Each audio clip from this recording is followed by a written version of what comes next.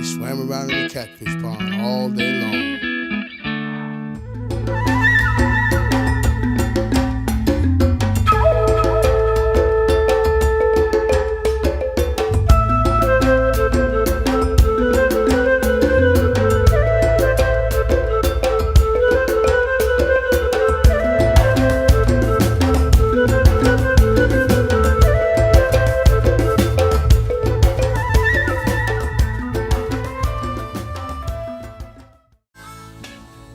Today's species is the sun catfish.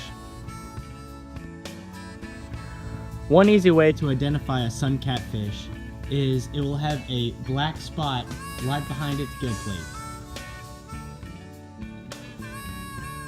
The sun catfish is often kept in aquariums. It is a very cool fish to keep in aquariums, as you can see with its yellowish coloration to it. It is suggested that they have a 75-gallon minimum size tank, since this catfish can get up to 10 inches or more.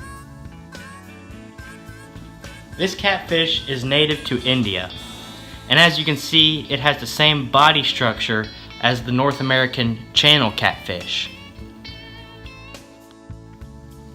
If being kept in an aquarium, its tank mates must be picked specifically. The sun catfish will eat any fish that is smaller than itself. If it can fit it into its mouth, it is likely prey for this fish.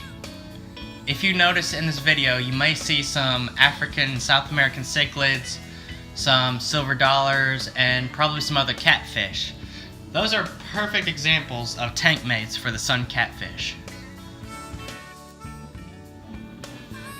The diet of this fish consists of smaller fish, plant matter, small crustaceans, and bugs. Now that is a little different for one that is being kept in an aquarium. They will come to the surface and they will freely feed on flakes, pellets, or worms, or anything you might drop in the tank. So they're not very picky eaters.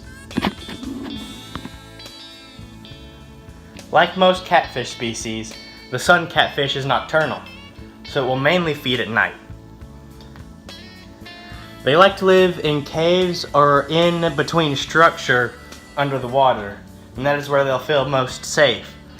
So when they're feeding, they'll go out and they'll grab whatever prey they're eating, and then they'll run right back into their structure, or their cave, or wherever their hiding spot is.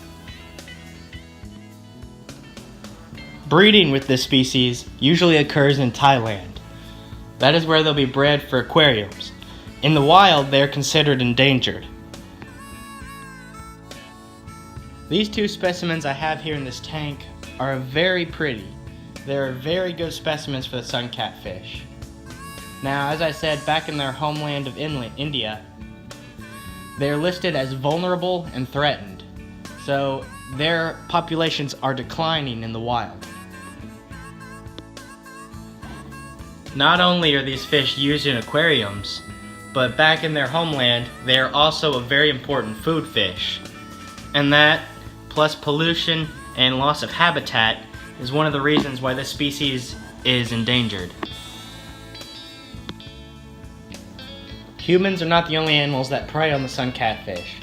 They will also be eaten by larger fish species, turtles, snakes, and even some mammals and birds. This fish used to be very hard to find in pet shops, but over the past few years, their numbers have grown in the pet trade population. They're being heavily breeded for food purposes and for aquarium uses. For me, sun catfish have been a very fun fish to keep. I've had them for quite a while now, these two. They've just been really fun to have in the tank. They really get along with all the other fish. They don't tend to pick on the other fish. Sometimes they'll pick on one another. As you can see, one is bigger than the other one, and that is for the smaller one's safety. If you notice, the smaller one stays small for a reason.